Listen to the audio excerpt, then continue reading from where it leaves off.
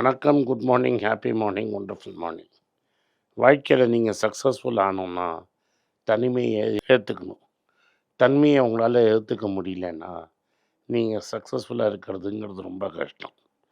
வாழ்க்கையில் ரொம்ப சக்ஸஸ்ஃபுல்லாக இருக்கிறவங்க தனிமையில் தான் இருப்பாங்க. இப்போ நீங்கள் சென்னை சூப்பர் கிங் சீசன்னு, ஆனால் நம்ம தோனியை பற்றி பேசுவோம். வாய்ஸ் ஆஃப் கிரிக்கெட்டுங்கிறவர் தோனியை பற்றி பேசினபோது ஒன்று சொன்னார். இவ்வளோ வருஷம் நான் கிரிக்கெட்டை ஃபாலோ பண்ணியிருக்கிறேன். தோனியை பல வாட்டி இன்டர்வியூ பண்ணியிருக்கிறேன். இந்த செர்மனி, இந்த ப்ரைஸ் கிவிங் செர்மனிலெலாம் பார்த்துருக்குறேன். இவ்வளோ வருஷத்தில் ஒரே ஒரு வாட்டி தான் தோனியை நான் கிரிக்கெட் ஃபீல்டில் இல்லாமல், கிரிக்கெட் மேட்ச் இல்லாமல் வெளியில் சந்திச்சிருக்கிறேன். டெண்டுல்கர், டிராவிட், லக்ஷ்மன் இவங்களெல்லாம் நான் ரெகுலராக சந்திச்சிருக்கிறேன். இவரை நான் சந்தித்ததே கிடையாது. ஒரே ஒரு வாட்டி ஆஸ்திரேலியாவில் என் ஃப்ரெண்டு அவங்க வீட்டில் டின்னருக்கு கூப்பிட்டாங்க. அந்த இடத்துல தோனியும் வந்திருந்தார். நாங்கள் 3 பேர் மட்டும்தான் இருந்தோம். சாப்பிட்டோம். ஒருத்தர் அவங்க பிளேட்டை அலம்பி வச்சோம். தோனி அலம்பி வச்சார். அதை தவிர தோனியை நான் தனியாக பார்த்ததே கிடையாது. லக்ஷ்மணும் ஜஹீர் கானும் என்ன சொல்கிறாங்கன்னா, ரிட்டையர்னு ஆனப்புறம் அவங்க தோனியை கூப்பிட்டு நாங்கள் ரிட்டையர் ஆனோன்னு சொல்கிறதுக்கு ஒரு ஃபோன் நம்பர் கூட கிடைக்கல. ஏன்னா தோனிகிட்ட செல்ஃபோன் நம்பர் கிடையாது. அதனால் தோனி செல்ஃபோன் மூலமாக பேசுகிறதுங்கிறது ரொம்ப கஷ்டம். தோனி நினச்சா தான் அவங்கள ரீச் பண்ண முடியுமே தவிர, நீங்கள் தோனியை கூப்பிட்டு பேசுகிறதுக்கு நம்பர் கிடையாது. அவர் மேனேஜரை கூப்பிடலாமா இருக்கலாம், அவங்க ஒய்ஃபை கூப்பிடலாமா இருக்கலாம். ஆனால் தோனியை நீங்கள் கூப்பிடவே முடியாது. ஏன்னா தோனிக்கு நம்பரே கிடையாது. கையில் அவர் ஒரு செல்ஃபோன் வச்சுருந்ததா யாருமே சொன்னது கிடையாது. அதே மாதிரி அவர் கிரிக்கெட் ஆடுறச்ச, அவரை கேப்டனாக இருக்கிறச்ச கதவு எப்போதும் திறந்து இருக்கும். யார் வேணால் எப்போ வேணால் அவரை சந்திக்கலாம். என்ன வேணால் ரூம் சர்வீஸ் ஆர்டர் பண்ணுங்கள், சாப்பிட்டுங்க, என்ன வேணால் பண்ணுங்கள். பட் அந்த டூர் முடிஞ்சிருச்சு, கேம் முடிஞ்சிருச்சுன்னா நீங்கள் தோனியை பிடிக்கிறதுங்கிறது நெக்ஸ்ட் டு இம்பாசிபிள். சம்டைம்ஸ் லைஃப்பில் நீங்கள் சக்ஸஸ்ஃபுல்லாகி பெரிய ஆளாகணும்னு நினச்சிங்கன்னா நீங்கள் உங்கள் வழி தனி வழியாக இருக்கும். தோனியோட வழியும் அவனோட கிரிக்கெட்டிங் கேரியரில் தனியாக தான் இருந்தது. பீக் ஆஃப் தி கேரியரில் பல பேரை அவர் ஒன் டே கிரிக்கெட்டுலேருந்து ஃபோர்ஸபுளாக ரிட்டையர் ஆக்கினார். ஏன்னா ஃபீல்டிங் ரொம்ப ஸ்லோவாக இருக்குது, என்னால் ஸ்லோ ஃபீல்டிங் வச்சு டீம் ரெடி பண்ண முடியாதுன்னு ஆஸ்திரேலியாவில் சொன்னார். பல பெரிய பிளேயர்களை ஃபோர்ஸ் பண்ணி ரிட்டையர் பண்ண வச்சார். அதே மாதிரி அவருக்கு போரும்னு தோணுன்னு கிரிக்கெட்லேருந்து அவராக டக்குன்னு ரிட்டையர் ஆகி போயிட்டார். ஒரு மேட்ச் ஆடினார். அந்த மேட்ச்சு தோக்குற ஸ்டேஜுக்கு போயிடுச்சு. டூரில் பாதியில் இருந்தது. டூரில் இன்னும் ஒரு மேட்ச் இருந்தது. அப்போ என்ன சொன்னார்னா, இன்னிலேருந்து நான் கிரிக்கெட் டெஸ்ட் மேட்ச் ஆடலை, அடுத்த மேட்ச்சே நான் ஆடலைன்ட்டார்.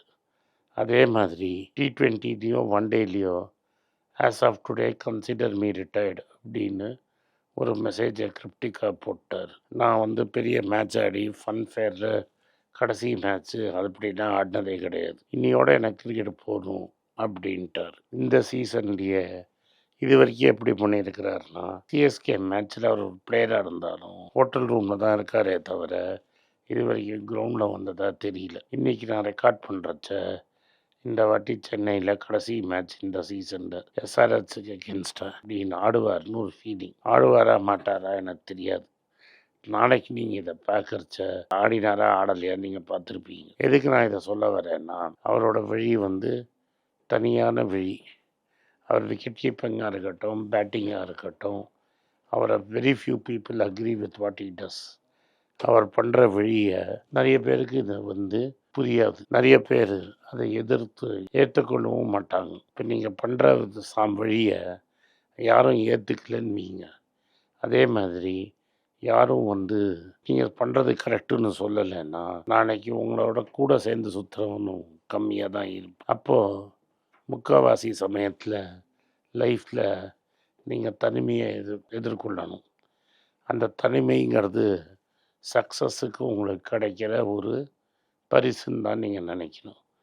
அப்போ தனிமைக்குடைய யூஸ் பண்ணிக்க முடியலன்னா நீங்கள் பெரிய சக்ஸஸ்ஃபுல்லான ஆளாக முடியாது. மற்றவங்க கரேஜ் டு பி டிஸ்லைக் அப்படின்னா மற்றவங்க உங்களை பிடிக்கலன்னு சொல்கிற அளவுக்கு உங்களுக்கு தைரியம் இருக்குங்கன்னா, லோன்லினஸ்ஸையும் நீங்கள் எதிர்கொள்கிற அளவு உங்களுக்கு ஒரு தைரியம் வேணும். இப்போ நீங்கள் இலான் மஸ்க் எடுத்துக்கிட்டிங்கன்னா, அவருக்கு வெரி ஃபியூ ஃப்ரெண்ட்ஸு.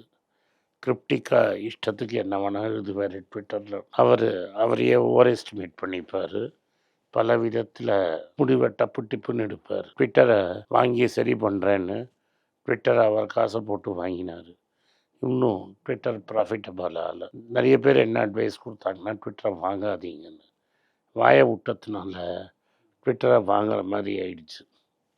இது ப்ரைவேட் கம்பெனியாக மாற்றிட்டார். இன்றைக்கு வரைக்கும் ட்விட்டர் ப்ராஃபிட்டபிளாக போல் அதை அவரால் விற்கவும் முடியல. அதனால் கோர்க் அப்படின்னு ஒரு ஏஐ டெவலப் பண்ணினார். அவரோட பர்சனல் ட்வீட்ஸ்னால் பல பேர் அஃபெண்ட் ஆகி அட்வர்டைசர்ஸும் ஓடி போயிட்டாங்க. புதுசாக அட்வர்டைசர்ஸ் வர்றதும் கஷ்டமாக இருக்குது. இவ்வளோ தூரம் அவருக்கு ப்ராப்ளம் இருந்து கூட அவரோட வழியை அவர் மாற்றிக்கல. அவர் வழியில் அவர் தனியாக தான் போகிறார். பல பேருக்கு எலான் மஸ்கை பிடிக்காது. இருந்தாலும் அவர் வழிங்கிறது ஒரு தனி வழி. ட்விட்டராக இருக்கட்டும், டெஸ்லாவாக இருக்கட்டும், இது ரெண்டுமே அவர் போகிற பாதை தனி. ஃபஸ்ட்டு உலகத்தில் ஒரு எலக்ட்ரிக் கார் நீங்கள் ப்ராஃபிட்டபிளாக பண்ணி அந்த கம்பெனியில் ப்ராஃபிட்டபிள் ஆக்க முடியும்னு காமிச்சது அவர் தான். அதை பார்த்து காப்பி அடித்தவங்க தான் மற்றவங்கள்லாம். பிவைடியாக இருக்கட்டும், டாட்டாஸாக இருக்கட்டும், எல்லாருமே இவங்க எல்லாருக்கும் முன்னோடி அவர் தான்.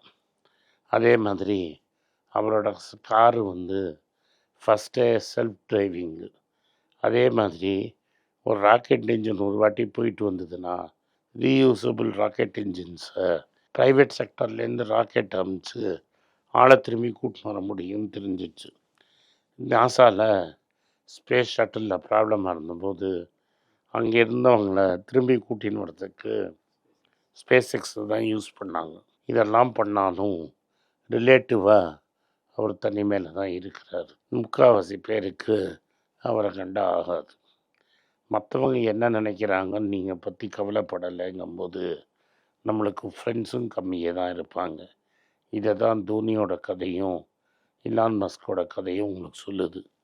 சக்ஸஸ்ஃபுல் ஆகணும்னா தனிமையை எதிர்கொள்கிறதுக்கு உங்களுக்கு ஒரு தைரியம் வேணும். நன்றி, வணக்கம். இந்த வீடியோ உங்களுக்கு பிடிச்சிருந்ததுன்னா இந்த வீடியோவை லைக் பண்ணுங்கள், எங்கள் சேனலை சப்ஸ்கிரைப் பண்ணுங்கள், பெல் நோட்டிஃபிகேஷன் தட்டுங்க.